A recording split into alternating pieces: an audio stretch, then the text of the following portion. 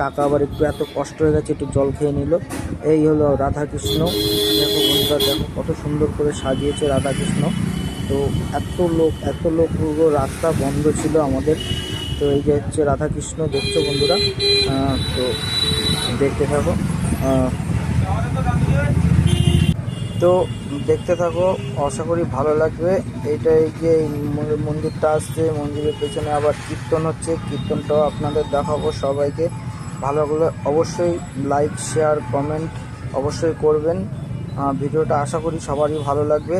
সবাই একসাথে একটু শেয়ার করে সবাইকে দেখার সুযোগ করে দেবেন। জয় জগন্নাথ, জয় বলরাম, জয় সুভদ্রা। দেখুন এবারে কীর্তন হবে, কীর্তনটা দেখুন, কীর্তন হবে মাঝখানে। কীর্তনটা খুব সুন্দর হচ্ছে, যার কারণে আমি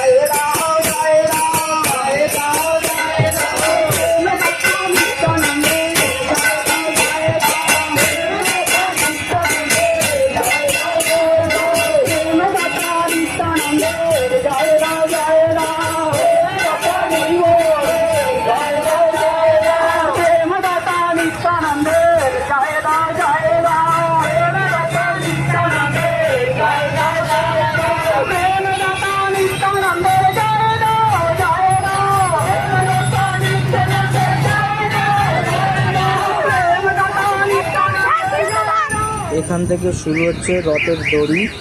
তো সবাই দেখো বন্ধুরা, রথের দড়ি থেকে শুরু কত দূর অবধি যাচ্ছে। তো আশা করি ভিডিওটা খুব ভালো লাগবে, অবশ্যই দেখবেন আপনারা। তো দেখুন রথের দড়ি, লোক দেখুন কত লোক আর লোক, সেই মাথা থেকে দড়ি আর এই মাথা পর্যন্ত, দেখছেন বন্ধুরা। ওই যে আমাদের রথ দেখা যাচ্ছে, আমাদের এই এলাকার শ্রেষ্ঠ রথ এবং খুব উঁচু বড় রথ। আরও বড় ছিল, যেহেতু ইলেকট্রিকের তারের কারণে রথটা ছোট করে দেওয়া হয়েছে। তো আজকে তুমি দেখো রথের ঠাকুরটা, রথটা কত সুন্দর হয়েছে। আমার একটা বন্ধু যে হাত তুলছে, রথের দড়ি ধরে টানছে, আমিও দড়ি টানতে গিয়েছিলাম। তো আমি আমার যে হাতে একটা যেহেতু ক্যামেরা ছিল, বা হাতে মানে এক হাত দিয়ে আমি একটুখানি ক্যামেরাটা ধরেছি আর এক হাতে ভিডিওটা করছি। তো আস্তে আস্তে আমাদের রথটা এগিয়ে আসছে, দেখো রথটা সাজিয়েছে কত সুন্দর। আর আমাদের জগন্নাথ, বলরাম, সুভদ্রা দেখো কত সুন্দর। ভেতরে আমি তোমাদের দেখাবো, দেখো বন্ধুরা, দেখলে বুঝতে পারবে আমাদের এই এলাকার শ্রেষ্ঠ বড় রথ। এই দেখো, এই হচ্ছে যে মাঝখানে যে মালেঙ্গার চুল নিয়ে বসে আছে, এটা হচ্ছে আমার একটা দাদা, রথের সামনে সারথি।